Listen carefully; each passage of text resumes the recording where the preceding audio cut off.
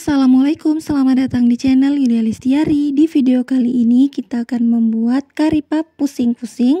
Ini sempat viral banget di kota Malaysia, tapi ini ternyata bikinnya gampang banget loh.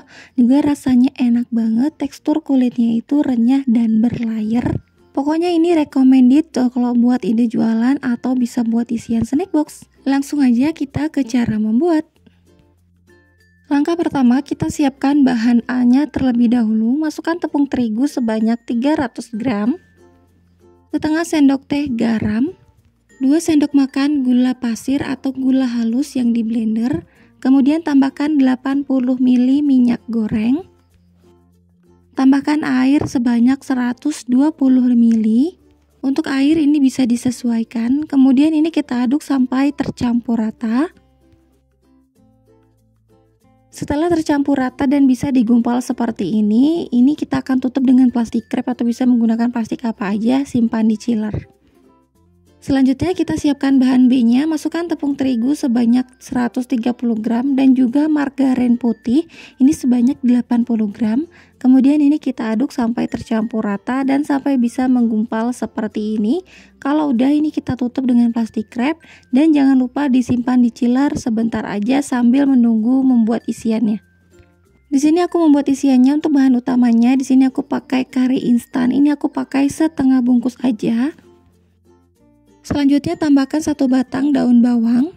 Kemudian di sini ada bubuk kari. Ini aku pakai 1 sendok makan. Ini sesuai selera ya teman-teman. Kalau nggak mau boleh di skip. Kemudian ada 3 buah kentang. Ini aku udah cuci bersih dan potong-potong. Lalu ada wortel sudah dicuci bersih dan juga potong-potong. Kemudian 2 siung bawang putih. Lanjut ini ada daging ayam sebanyak 100 gram yang udah dicincang halus ya teman-teman. Kemudian untuk semua bahan ini kita akan tumis terlebih dahulu. Untuk bawang putihnya ya, siapkan minyak goreng. Ini kita tumis sampai harum, kemudian masukkan daging ayamnya. Lalu masukkan bumbu instannya, tumis sebentar, masukkan wortel dan juga kentangnya.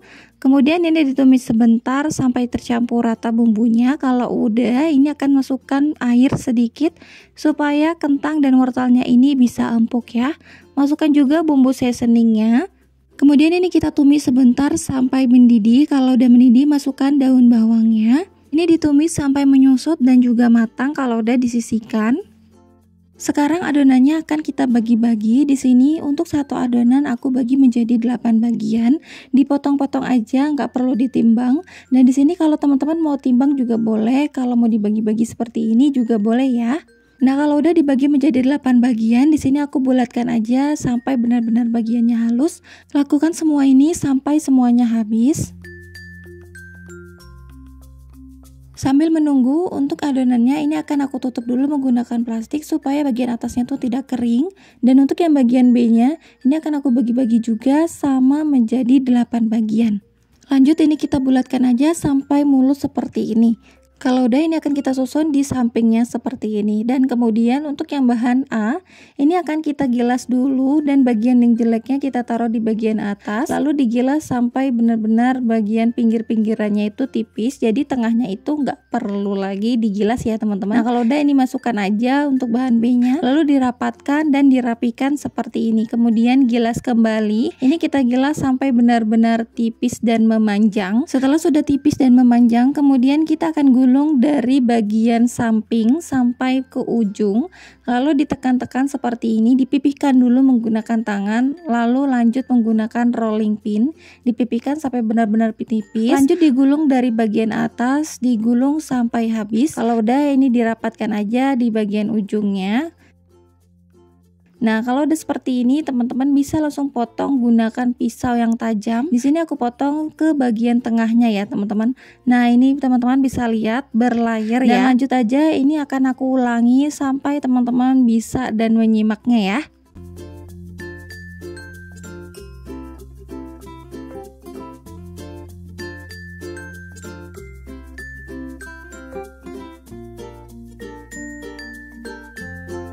Usahakan untuk menekannya teman-teman nggak perlu terlalu kuat, jadi cukup menggunakan tangan dulu baru digunakan rolling pin. Kalau teman-teman menggunakan rolling pin langsung, teman-teman bisa nanti adonannya tuh pecah ya. Dan nanti kalau misalnya udah pecah adonannya itu nggak maksimal berlayar. Nah kalau teman-teman bisa perhatikan ini nggak pecah sama sekali dan ini beneran berlayar banget ya teman-teman. Nah bisa lihat seperti ini. Setelah adonannya sudah dibentuk seperti ini dan ini teman-teman bisa ditutup menggunakan plastik atau bisa ditutup dengan Tupperware. Selanjutnya kita ambil adonan satu, kemudian kita akan bentuk. Untuk yang bagian mulusnya atau yang berputar-putarnya, ini kita taruh di bagian bawah, kemudian ini kita rolling pin aja seperti ini. Pastikan jangan terlalu tipis, bagian pinggirannya aja ya teman-teman yang ditipiskan. Nah kalau udah, ini kita akan beri isiannya. Ini isiannya secukupnya aja, nggak usah terlalu banyak. Jadi kalau banyak nanti teman-teman nggak bisa melipatnya ya. Nah untuk melipatnya teman-teman bisa ikutin aja, ini akan aku lipat segitiga seperti ini. Kalau teman-teman mau melipat seperti pastel boleh juga, ini aku bentuk pastel segitiga seperti ini ya. Kemudian dilipat aja menggunakan lipatan seperti ini aja, menggunakan lipatan pastel. Nah hasilnya seperti ini, cantik banget. Untuk bagian puter-puterannya itu pusing-pusingnya ini di bagian tengah ya. Nah ini dia hasilnya, ini akan siap kita goreng.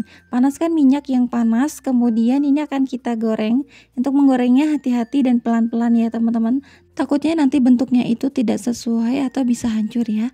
Nah kalau udah digoreng sampai benar-benar kering seperti ini, bisa disisihkan dan ditiriskan. Ini dia hasilnya udah jadi, ini beneran ternyata berlayar banget setelah digoreng. Teman-teman bisa lihat sendiri hasilnya benar-benar berlayar. Ini mirip banget pastry. Kalau teman-teman bisa lihat ini pastry instan, ini mirip banget teman-teman. Tapi di sini kita menggunakan pastry instan homemade ya. Nah teman-teman bisa lihat sendiri untuk kriuknya ini beneran kriuk banget, renyah dan juga rasanya enak banget. Karinya berasa banget dan bener-bener pecah banget di mulut, enak banget teman-teman. Nah ini cocok banget buat isian snack box. Ini pokoknya recommended kalau teman-teman buat ini, isiannya full dan juga gede banget. Cukup sekian tutorial pembuatan kari pap pusing-pusing, semoga bermanfaat dan bisa menginspirasi teman-teman semua. Sampai jumpa di video aku selanjutnya. Wassalamualaikum warahmatullahi wabarakatuh.